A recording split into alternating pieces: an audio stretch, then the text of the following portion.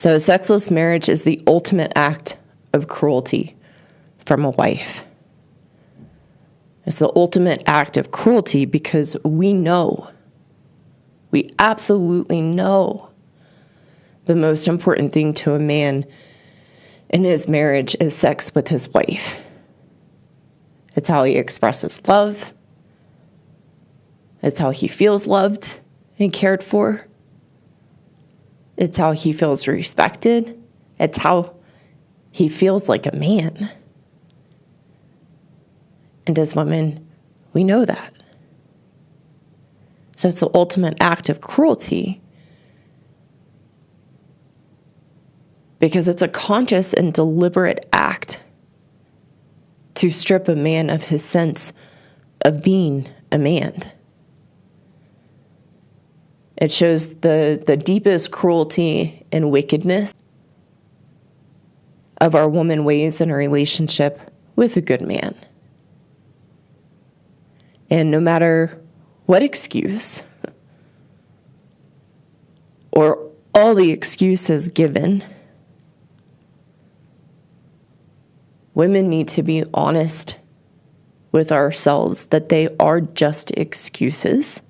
There's no validity in those excuses to not have sex and withhold sex at all, let alone to an extreme of your marriage being considered a sexless marriage.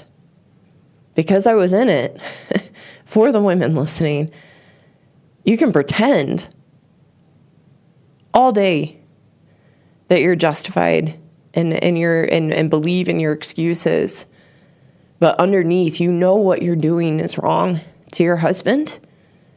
You know it's a big problem and that it's not okay. So we have to come out from under the story. I tried to make it look like I was working on it by reading books, by going to therapy, talking about it with my husband. But again, that was a way to justify where I was and not feel like a horrible person. The really vulnerable part in all of this was having to see the truth.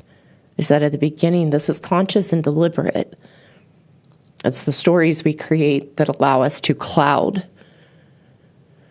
the deliberateness of what we are doing underneath the story, underneath the facade.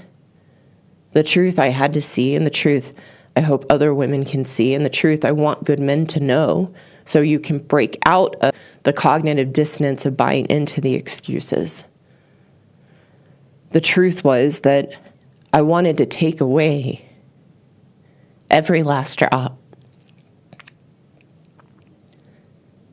of my husband feeling like a man so that I had full control in the relationship.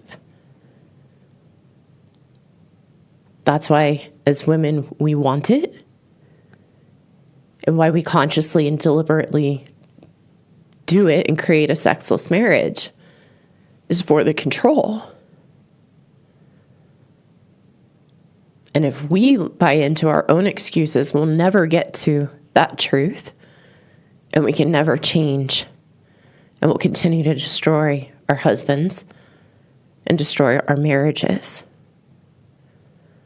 What is interwoven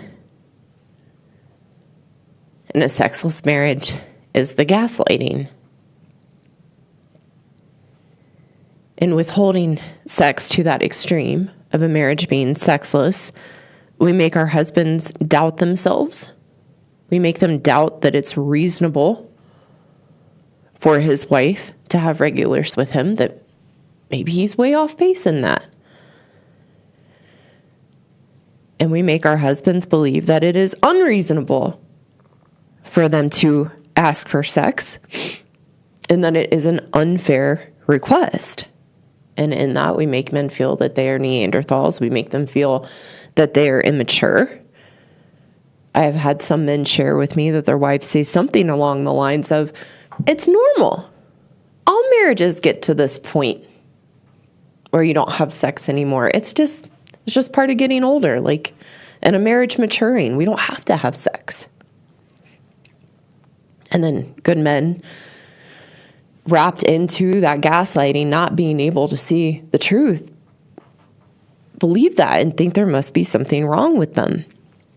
I want to share some work from a former student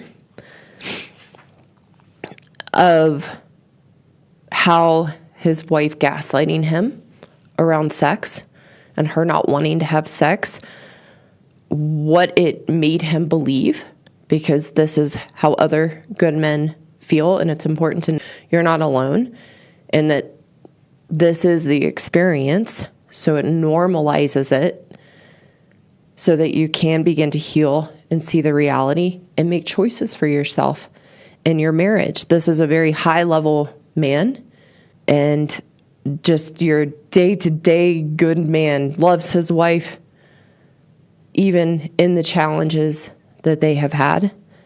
And he shares, I view my high drive sexuality as a problem and that I'm abnormal for having it.